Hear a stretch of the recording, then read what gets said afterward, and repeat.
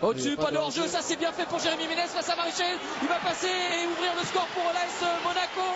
Pendant ce temps-là, lui, Ménez va s'intercaler. On voit la montée de Gay, alors que Diop, lui, dans un autre camp, était en train de couvrir, ce qui fait qu'il y a eu une mésentente dans cette défense, ce qui a profité à Ménez, connaissant sa technique, connaissant toute sa classe devant le but. Il ne s'est pas gêné, il faut éliminer Marichel. Ce qui est énorme, c'est que Piquon ne regarde pas du tout. Quel formidable joueur, parce que c'est lui qui récupère, il accélère. Un petit coup d'œil, il ne faut pas 2, 3 fois un seul petit coup d'œil pour se rendre compte que finalement Piquon serait mieux placé que lui pour pouvoir marquer. Marichel est déjà au sol et c'est sans aucun problème que Piquon va pousser ce ballon au fond. Quel dommage pour les Messins. Luc, oui. Des erreurs comme ça en division, c'est Et sortie de l'écho qui a pu servir Ménez. 3 Monégasques contre 5 Messins. Ménez qui s'avance, Ménez qui s'est ouvert le chemin du but pour le 3e.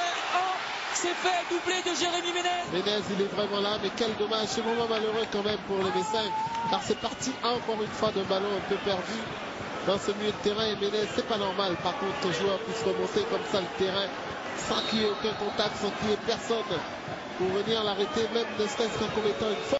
Il avait déjà supervisé une ou deux fois. Regardez, il prend le ballon, le temps de contrôler, il sait qu'il est masqué, Marichel, car il y a 2 joueurs devant lui.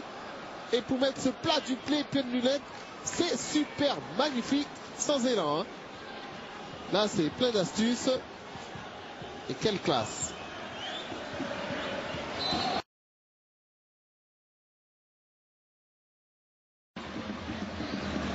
Isabelle, la sortie des 2 points, le but. Oh, il a devancé, mais plus Erding. Ballon donné là par Isabelle. Très très bon ballon et Erding qui vient couper la trajectoire et une sortie un petit peu...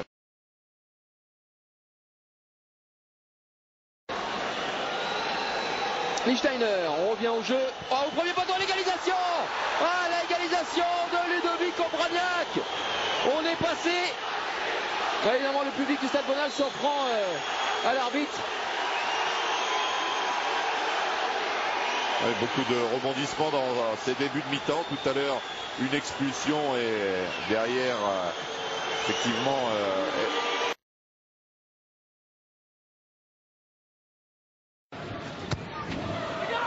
C'est bien frappé pour Johan Elmander. C'est Nicolas Dieuze. C'est Nicolas Dieuze. D'avoir des doutes sur le jeu aérien des Canets. On le voit. Ouais, c'est quand même Dieuze qui prend le dessus sur Engbar, qui est en retard. Ouais, on le voit au départ. On l'avait pressenti, William, c'est ce qu'on disait, effectivement. Vous l'aviez pressenti. S'il avait sifflé immédiatement, on aurait peut-être dit qu'il aurait dû laisser l'avantage. Donc attention, Anthony Deroy. Oh, l'égalisation. L'égalisation d'Anthony Deroy. Défenseur central qui recule, on le voit. Oui, alors qu'il y a des changements justement qui se passent des 2 côtés, avec la rentrée côté Canet de Mazur et très prochainement Bergogneau du côté toulousain forcément pour renverser le score. Donc Gomis qui est sorti côté Canet. Quelle frappe de Derouin, et Nicolas Duchesne ne peut rien faire.